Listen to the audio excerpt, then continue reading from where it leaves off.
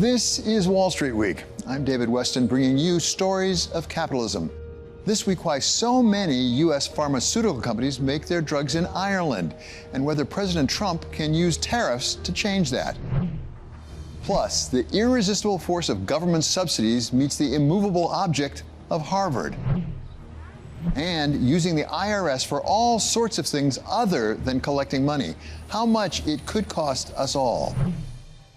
But we start, once again, with the Federal Reserve. The risks of higher unemployment and higher inflation appear to have risen. If the large increases in tariffs that have been announced are sustained, they're likely to generate a rise in inflation, a slowdown in economic growth, and an increase in unemployment. And we turn to our special contributor, Larry Summers of Harvard, for a reaction. I thought the chairman handled the difficult situation correctly. Look, he has a real problem. Policy is pursuing a supply shock that we are inflicting on ourselves. We're pushing up prices with the tariffs, which is a path to inflation. In response to that, monetary policy normally hits the brakes. We're sucking purchasing power out of the economy and creating huge uncertainty that potentially is chilling spending. In response to that, monetary policy traditionally hits the accelerator. It's kind of a trick that we've pursued policies that have made expected unemployment and expected inflation go up at the same time.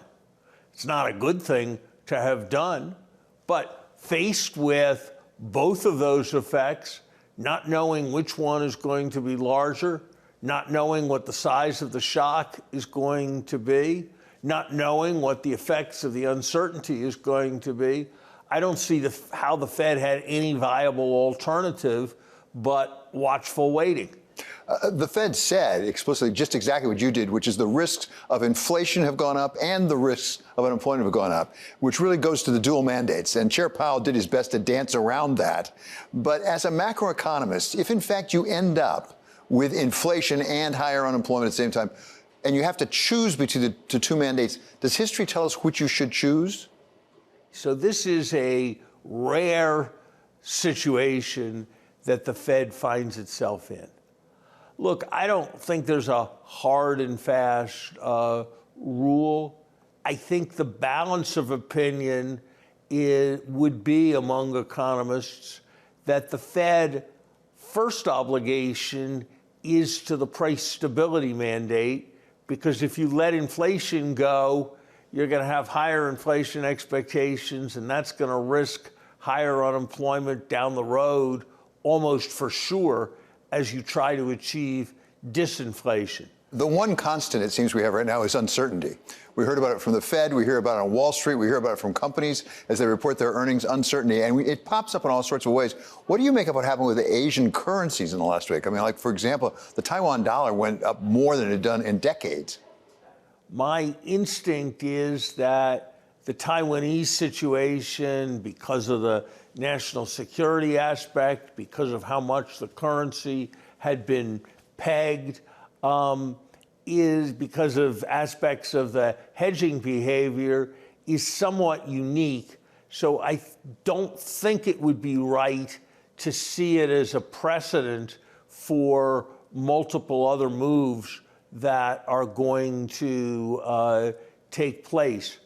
But I'm not certain of that, and I'm very much aware that there are huge foreign holdings of treasuries at this point, that the other side of that flow into U.S. treasuries, that what enables other countries to buy all those treasuries is the dollars they're accumulating, because in toto, they're exporting more to us than we're exporting to them. But I don't think the contradiction between hating the trade deficit and loving the capital inflows is entirely clear in the mind of the administration. I have not heard the Secretary of the Treasury thoughtfully address the question, if we scale back trade deficits, which after all is the repeated and constant emphasis of their policy, how are we going to have the capital inflows that are necessary to keep interest rates bounded, that are necessary to accumulate all of the debt that we are mounting?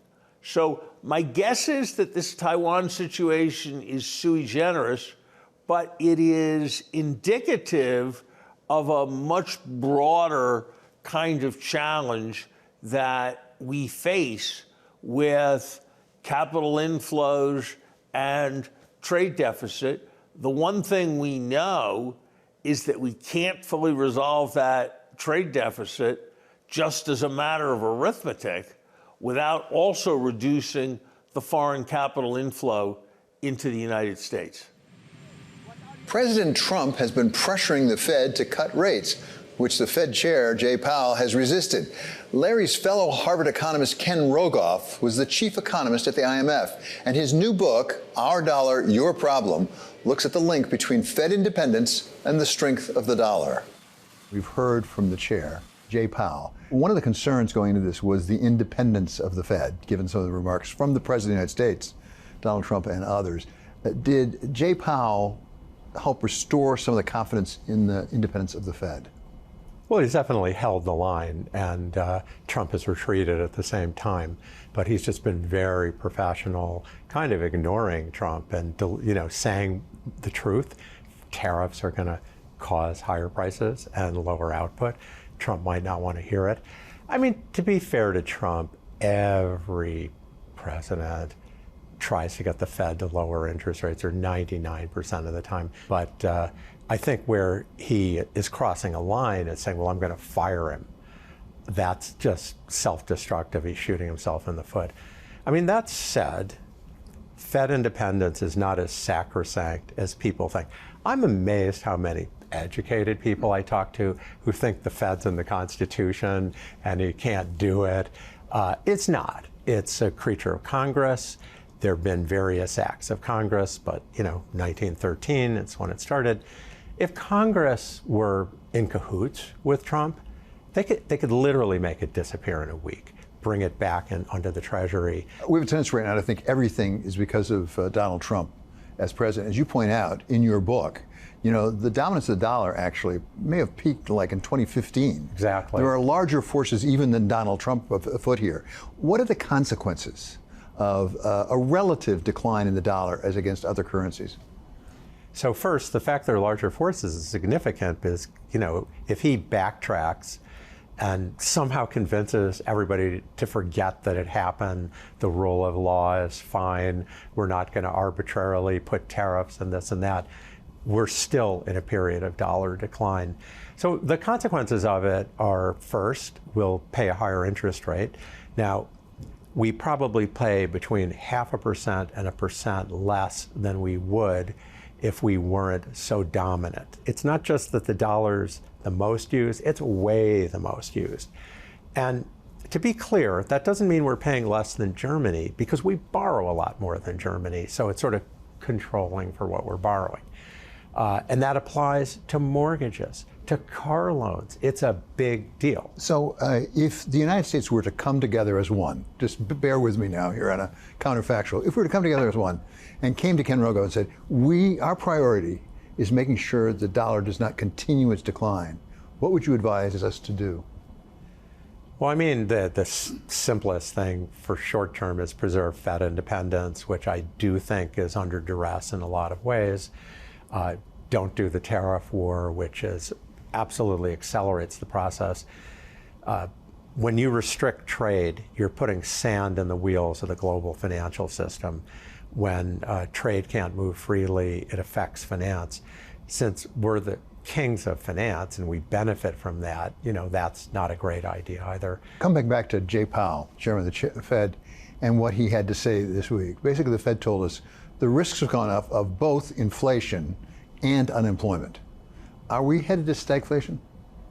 Oh, I think it's very likely. I mean, that's the base case here, that The hard numbers are not so bad.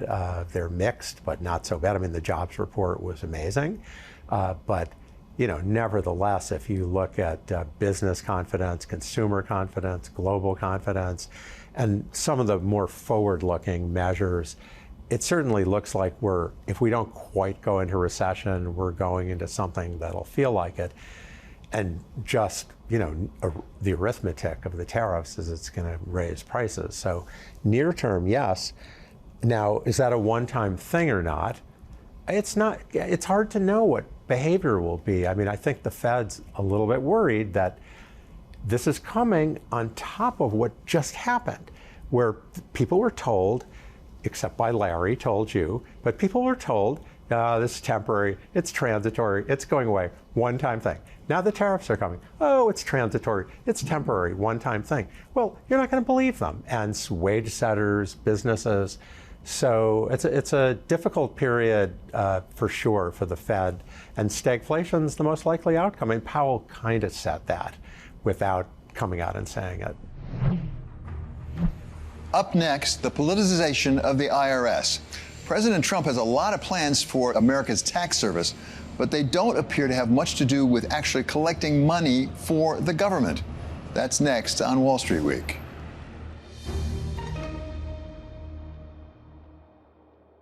This is a story about biting the hand that feeds all of us, and at a time when we're particularly hungry.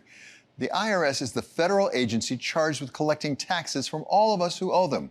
And though we might not enjoy paying our taxes, there's little doubt that the government needs the money right now. President Trump has made cutting the deficit a priority for his second term in office, and he proposes to do that in part by cutting back on government agencies.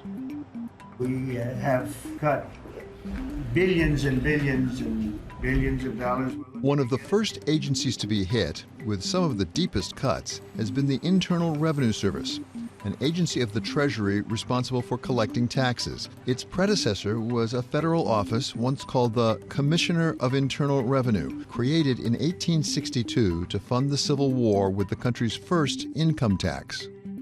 Most people think of the IRS in terms of an agency of taxes. When you say IRS, that's what they think about, right? It is filing a tax return, paying taxes, and getting a refund. And how much is my refund going to be? And how quickly am I going to get that refund? Chuck Rettig was IRS commissioner in President Trump's first term. That dynamic right there literally touches 100% of the American tax-paying public, which is large corporations, small corporations, it's small businesses throughout the country. As important as it is for the IRS to make sure the government gets all the revenues it's entitled to, it has historically fallen short. The IRS is responsible for collecting about 97% of federal revenues. So the money that funds everything, that funds our defense, that funds our roads, that funds our schools. Natasha Sarin is a professor at Yale Law School and president of the Budget Lab, which calculates the fiscal impact of federal policy proposals. Historically, the IRS has been able to collect about 85% of taxes that are owed. So that means that every year it loses out on about $700 billion in taxes that are owed to the government but not collected. That's a lot. That's about 3% of GDP on an annualized basis. Why has the government been going without revenue amounting to 3% of its GDP each year? Experts say it's simply a lack of resources. It has never had the resources. For decades and decades and decades, it has been an underfunded, underserved organization.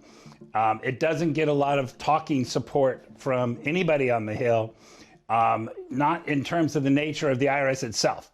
So people will use the IRS for other game plans. So when the IRS does get funding, Congress tells us exactly how to spend every one of those dollars.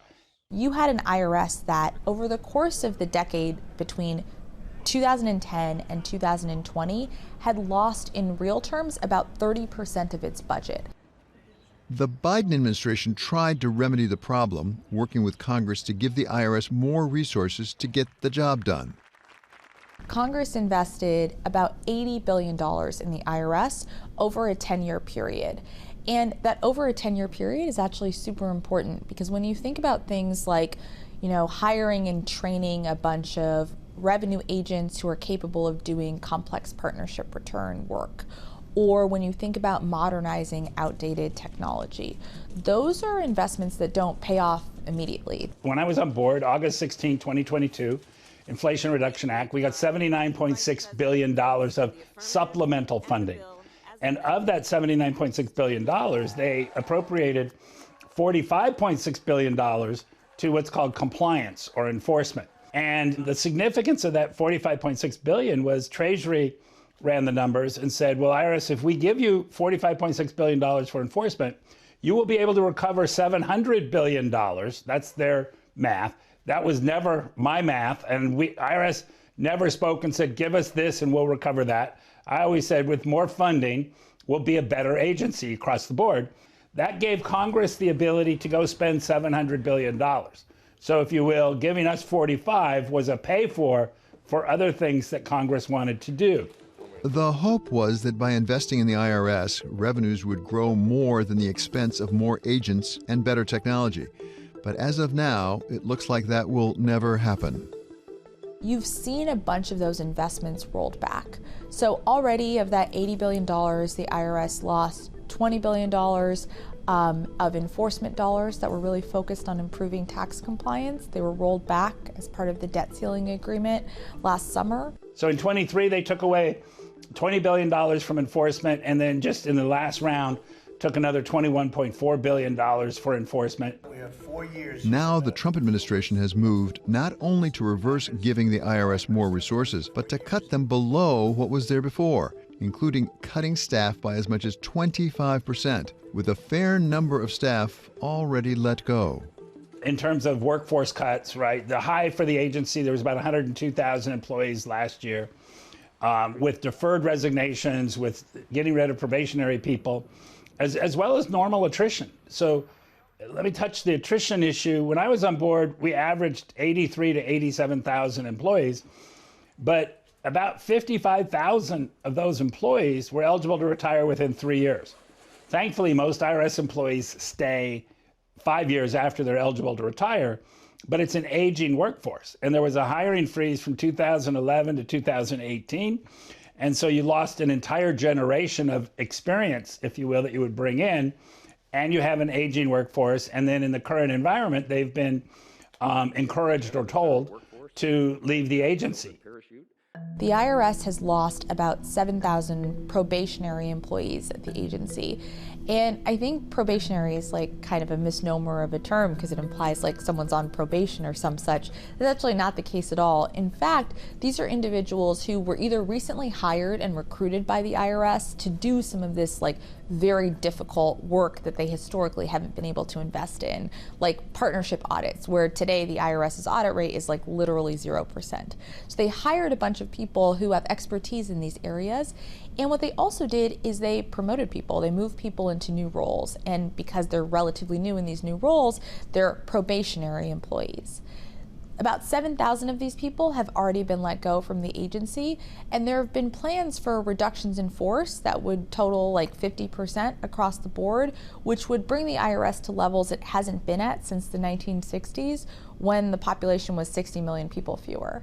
You've seen a very significant exodus from the IRS of senior level leaderships, but really across the board.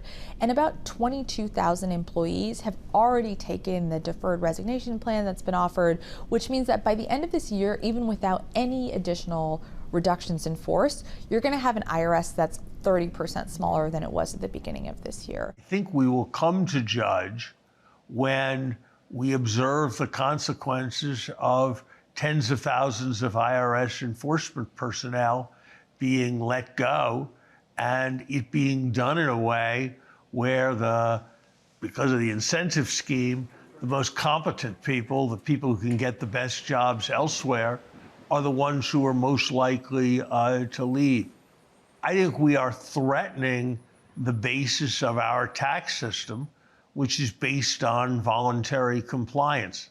So is there any way of calculating how much this will cost us, at least in lost revenues that we otherwise would have had? My colleagues and I at the Yale Budget Lab have concluded that just the workforce reductions that have been planned thus far are likely to cost the IRS somewhere between $400 billion and $2.4 trillion over the course of this next decade.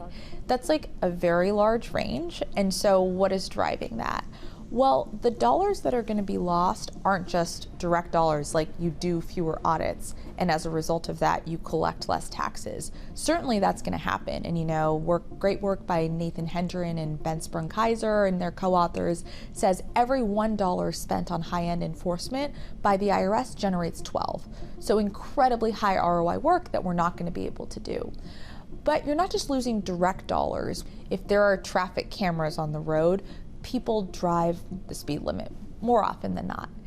And the same is true with the tax system. If there is an infrastructure in place and people know that the IRS sits ready to pursue noncompliance, they're more likely to play by the rules. People are going to adjust their behavior and not play by the rules as often, and also take tax positions that are really quite questionable. If President Trump really wants to make progress on that deficit, it looks like cutting costs at the IRS may be the last place to look, not only for the taxes we won't collect, but also for the signal it sends to those who didn't want to pay the taxes they owed in the first place. I do believe you're going to see aggressive tax planning. I think you're going to see tax professionals who prepare returns are telling me people are coming in saying, well, why do I need to file the return? Or have been found. We have a president who's completely delegitimizing government and who's taking away the capacity of the IRS to process tax returns, to audit when that's necessary. I think we'll see many more people take cash payments and not report them. Many more people engage in dubious transactions with their cronies to misvalue assets and avoid paying taxes. Many more people engage in abusive tax shelters. That's an area the president, I think, has some awareness of from his past business dealings. And when all of that happens, the people who are going to pay are honest taxpayers. I'm working on this pretty carefully right now with some colleagues. I'd be surprised if we're not on a path to sacrificing more than $1 trillion of revenue over the next decade because of this misguided, wanton attack on the IRS. And that's going to make our fiscal problem worse, or it's going to force us into other kinds of damaging tax increases.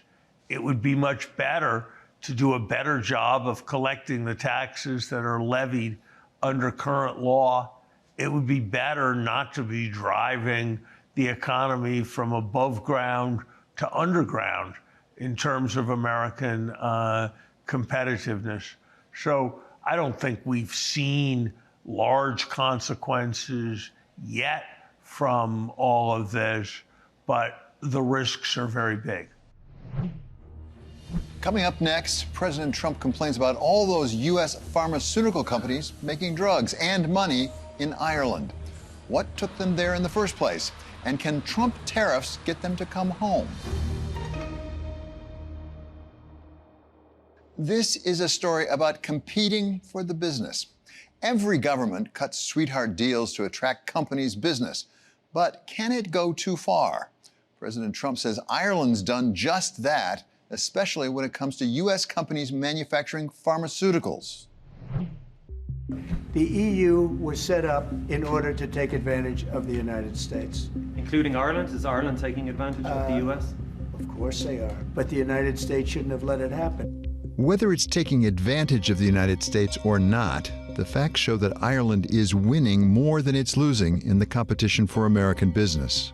So the Irish story with corporate tax and multinationals is probably a 5-decade-long story, at least at this stage. Particularly since we joined the European Union, it's been a real differentiator having a low corporate tax rate.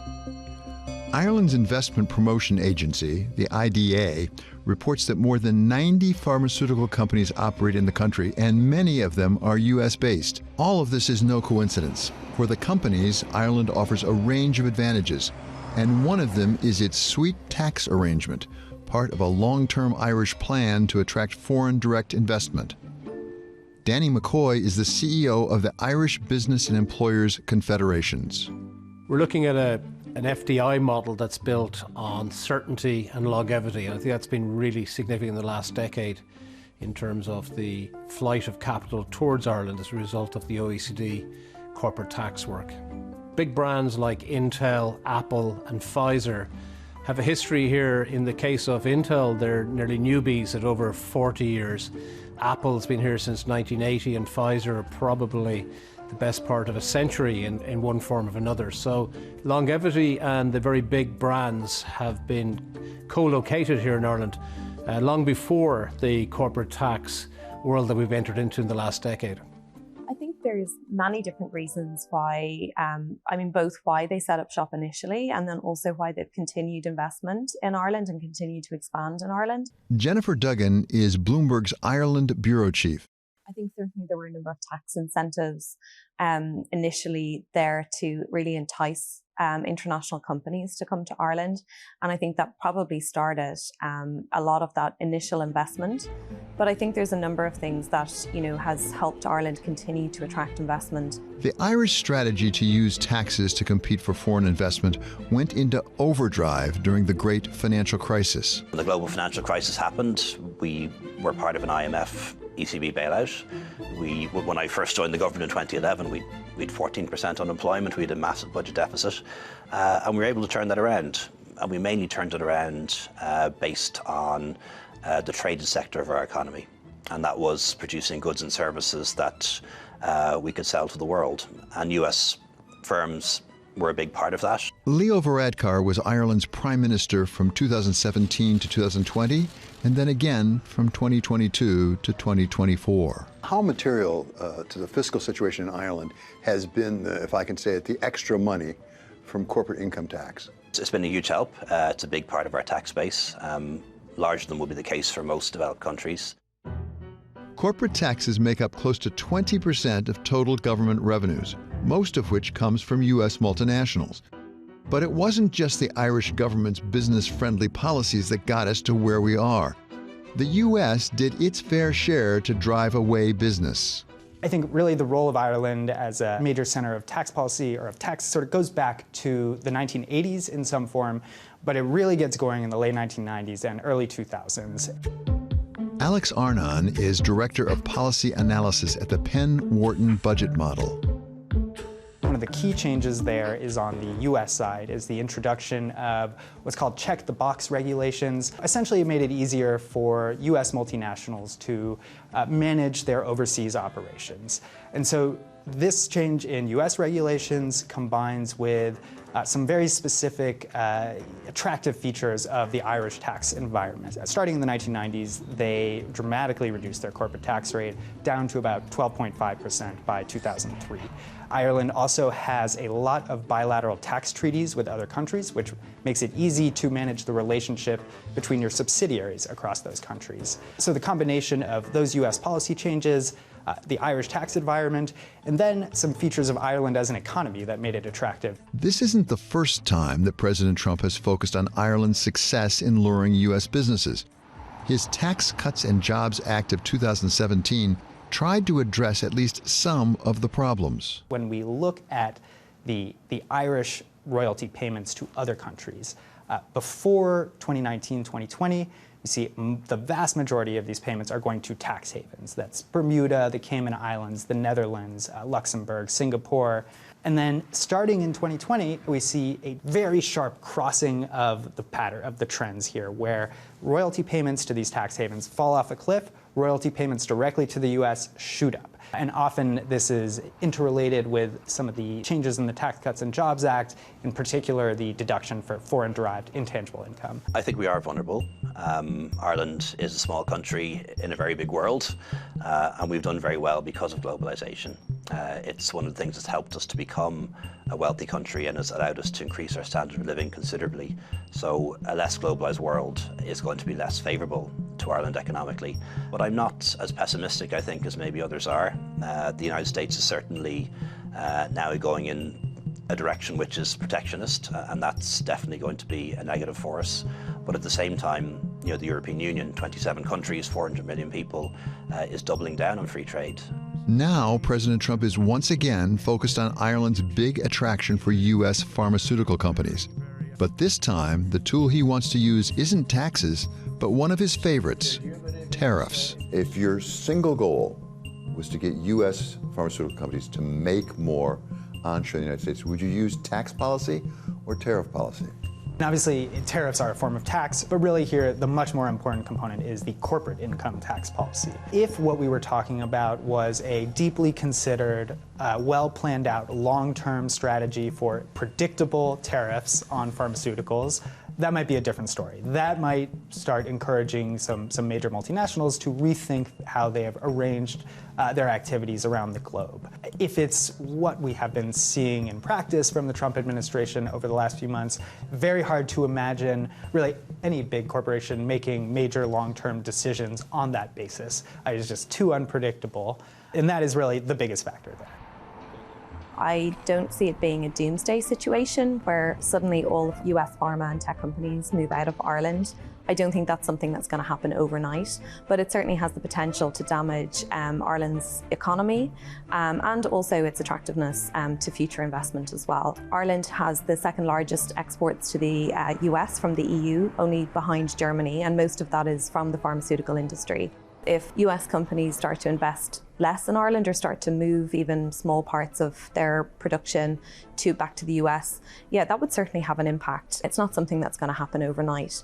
But, as we see going forward over the next 5 years, the rest of the lifetime of this administration, it is something that we could see gradual changes. It is hard to imagine what they will actually come out with would be enough to really prompt major shifts in the long-term planning and activities. There's a couple other wrinkles in there. Ireland has an exit tax for intellectual property. So if a major U.S. manufacturer of pharmaceuticals did want to move some of their valuable patents out of Ireland back to the U.S., they would have to not just get more benefit than they're losing from what they currently have in terms of their strategy. They would have to be enough to offset this exit tax that Ireland will levy, and which they have specifically to prevent this sort of thing.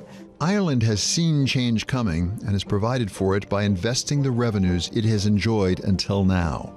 Ireland has one of only 2 trade surpluses within the EU. Being open to foreign direct investment and multinationals, I think, has brought a lot of multiculturalism to Ireland as well, and really helped propel Ireland in its development in terms of just to be more diverse, more progressive. So there's a number of different ways that it's impacted from an education perspective as well. It's been a huge help. It's a big part of our tax base, larger than would be the case for most developed countries. And we've invested in infrastructure in particular, and that will continue. But we've also thought ahead. While it might have been tempting to ramp up public spending by much more than we did, we haven't done that. So the government for 2025 anticipates running a budget surplus of just under 3% of GDP. There might be a fall off in the amount of corporate tax revenues that come into the Irish Exchequer, and that's why we've paid down our debt, why we are running substantial government surpluses, notwithstanding a lot of political pressure back home to spend more on just about everything. And we've also established some future sovereign wealth funds, putting aside money for future pension and care liabilities, and also things like the cost of climate action into the future as well. And in the competition for the U.S. pharmaceutical business, Ireland has a lot going for it beyond favorable taxes. The investment pipeline still remains very strong. A lot of US companies investing in Ireland, a lot expanding their operations. I think because of the geopolitical changes that are happening and the changes in the rules of tax and trade, we mightn't see the same level of new investment in the years ahead as we saw in the past. But I'd certainly be optimistic that those big pharma, big medical devices, chip operations will continue to operate.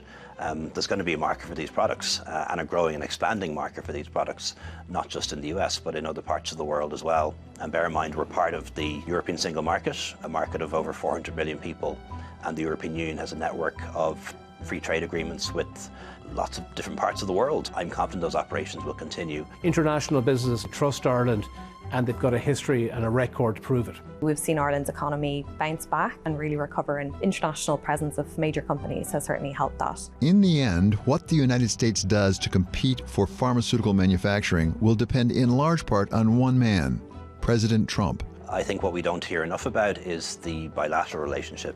It used to be very one way. but now Ireland invests a lot in the US. We're the 6th biggest investor in the US, which isn't bad for a small country of just over 5 million people. And depending on how you count it, there's somewhere between 100 and 200,000 Americans across 50 states working in Irish-owned companies.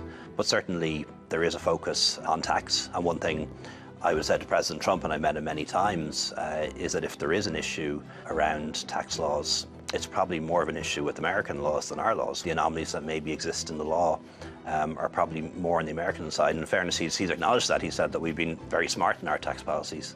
We've always expected at some point that the US would change theirs. The battle over college campuses rather than on them. We talked to leaders in higher education about the Trump administration's efforts to change who goes to college, what they learn there, and what research they do. This is a story about course correction, when everyone more or less agrees it's needed, but the question is how much and who should drive it. Take, for example, United States universities. Tax-exempt status, I mean, it's a privilege. It's really a privilege, and it's been abused by a lot more than Harvard, too, by a lot more than Harvard. So we'll see how that all works out. I don't think they've made a final ruling. I don't believe they've made a final ruling, but it's something that these schools really have to be very, very careful with. I think Harvard should carry through on a whole set of reform with respect to antisemitism, with respect to discipline of students, with respect to widening of perspective, with respect to ensuring compliance with the Supreme Court affirmative action admissions order. There may be something of a consensus that America's universities have gone a bit off course, but there's anything but agreement on how much, and whether it should be the government bringing about the changes by threatening to cut off funding. I want to make sure that Harvard does carry through with necessary reform, but gosh, we can't have the government ordering universities around in violation of all the processes that are prescribed by law. U.S. government subsidies for higher education go back to World War II, when it enlisted the best academic minds to help win the war. During World War II, when the United States leveraged its scientific excellence and the high-quality scientists we had in universities and some of those that we attracted from abroad. Christopher Eisgruber is president of Princeton University and a constitutional law expert. Vannevar Bush realized, a government administrator who was in charge of some of its scientific programs, realized that America had a strategic advantage by being able to do research that the government funded and that universities conducted. But since that beginning in the 1940s, government funding for universities has mushroomed to more than $100 billion by the 1990s, and all the way up to nearly $250 billion in 2024. Most of this is for Pell Grants and other types of student aid, but $60 billion of that is to support research, particularly in medicine and biotech. Donna Shalala ran the University of Wisconsin in Madison and Miami University, taking time out in between to serve as President Clinton's Secretary of Health and Human Services.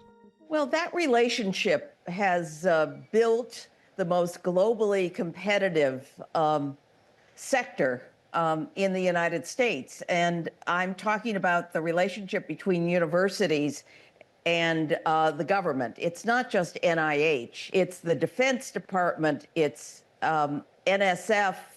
It's the Department of Energy. It's actually all departments who have invested in our universities. And what has the United States received in return for all the money it provides academia? Some people think, wow, we're giving billions of dollars to these Ivy League schools or these great state schools across America. They may have the sense they're sort of like building fancy dormitories with that money. That's not what they're doing. They're hiring researchers. They're trying to come up with cures for cancer. Scott Bach is the former chair of the University of Pennsylvania Board of Trustees, coming to it after a career on Wall Street, a story he's just published in his book, Surviving Wall Street. Penn really developed the mRNA vaccine for COVID. I mean, these are important and valuable things, and it's not like anybody's sort of getting rich off this, right? This is a big effort. And another side benefit really that comes, if you look around Penn, or if you look around the great schools in Boston or Johns Hopkins, you find a whole ecosystem of companies. They're venture companies, they're biotech companies, they want to be close to the campus because they work with the faculty, they hire the students, they're trying to come up with new breakthroughs themselves. So it really is an ecosystem that I think has worked beautifully for America, and I would hate to see that get undone. It's not just funding for research and programs. In its support for higher education, the federal government also acts as a bank for students, making up 92% of lending for student loans. Mitch Daniels knows the story from serving as the head of Purdue, as governor of the state of Indiana, and as President George W. Bush's budget director. I think to some extent they may be good candidates for reform or possibly some trimming, but they come with all sorts of strings attached, as does everything else that department does. We'd be better off if the states decided how to spend it, and they could spend it more effectively and efficiently without the burden of the federal oversight. And even some of the biggest supporters of federal money for colleges and universities admit that there's room for improvement, particularly on issues such as anti-Semitism. Look, the American public needs to hold colleges accountable on anti-Semitism. I don't know of a college president in this country that hasn't spoken out and tried to take action on anti-Semitism. I certainly have, and everyone I know has. It's a societal problem, but universities have to be even more rigorous and set even stronger standards. I have been dismayed at the rise of anti-Semitism in the world. Anti-Semitism is clearly a problem in our country and on campuses. And while rare, we've seen manifestations of it on our own campus, and we have to stand steadfastly against anti-Semitism and other forms of hate. It's not just Harvard. The Trump administration sent letters to 60 universities to inform them that they were under investigation for anti-Semitic harassment and discrimination. To address the issue, the government began freezing funds to some of those universities and went a step further, calling for changes in curriculum, hiring, and even admissions. A lot of people across the country right now are saying, okay, maybe we give a lot of money to a Harvard, to a Penn, to a Columbia, but we should be able to put some conditions on it. Are they wrong? Yes, I think they are wrong. I do. I think, look, you can say don't waste the money, don't throw away the money, don't use the money improperly, things like that, sure. But I think they should not try to impose a political perspective, or you should run your school in a certain way, or have governance in a certain way, or diminish the faculty, or sort of craft a student body in a certain way. I don't think that's in anyone's interest. I think the government, frankly, should look at it as we're making an investment alongside these great universities. That investment has paid enormous returns for our country. That's why we lead in every single important industry sector in the world. That's why America is the most prosperous place in the world. Let's not mess that up. That has really worked for us, and let's let that be. Should we be surprised if the federal government wants to put some strings attached to that level of funding? It's always had strings attached. Congress has always played a role in what the priorities will be on the National Institutes of Health, on the National Science Foundation, on the investments. For instance, the breast cancer investments by the Defense Department in the future. It's always been seen as bipartisan, and the strings have always been put there, both accountability strings as well as what they should focus on. But it's never been a situation in which you would destroy that infrastructure, which means I don't know where we're going to get the engineers and scientists in the future, or the business leaders, or the artists, if we destroy the infrastructure of higher education. But what about all that money we hear that some of the big Ivy League schools have stashed away, like Harvard's $53 billion endowment? Couldn't schools use some of that to replace the federal dollars?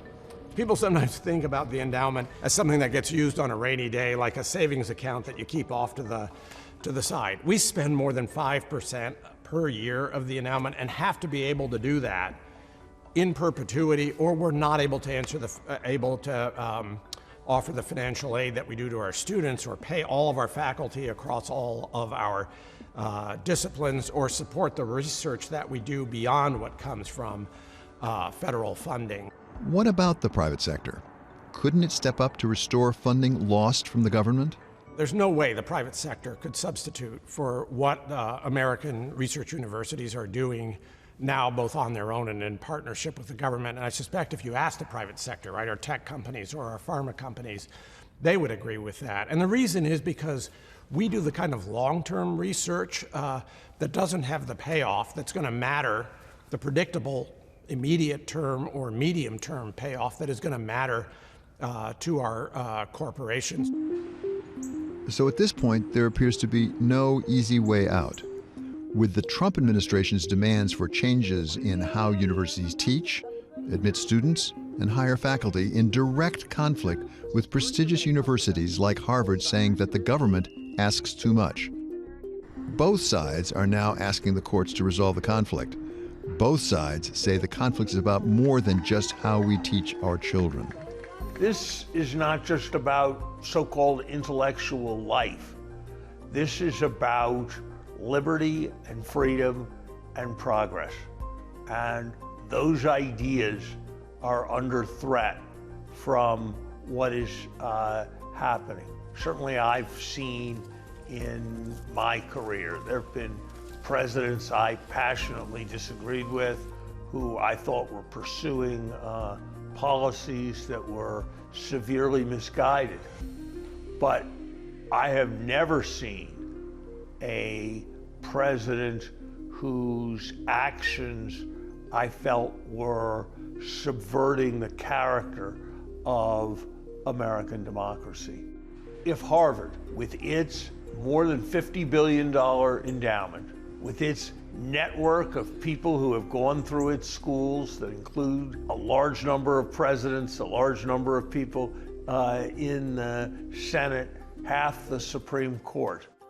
If Harvard cannot resist this kind of tyrannical encroachment, then I don't know who can. Next, what Ireland offers multinational companies beyond favorable tax treatment. There is no question that U.S. multinationals have moved operations to Ireland in part because of taxes. But according to former Prime Minister Leo Varadkar, that's far from the only thing that makes Ireland competitive in attracting overseas business. There was a time not that long ago when it was perceived that Ireland was really struggling financially. Now it is seen to be a success story. What made the difference? Well, we were struggling financially. You know, when the global financial crisis happened, we were part of an IMF ECB bailout. When I first joined the government in 2011, we had 14% unemployment, we had a massive budget deficit, and we were able to turn that around. And we mainly turned it around based on the traded sector of our economy, and that was producing goods and services that we could sell to the world. And US firms were a big part of that, the tech companies, the pharma companies, the chip companies, but not just that. We have a huge food and drink industry, export 90% of what we produce in terms of food and drink. We also have a very strong tourism sector, and we've also built up our own companies.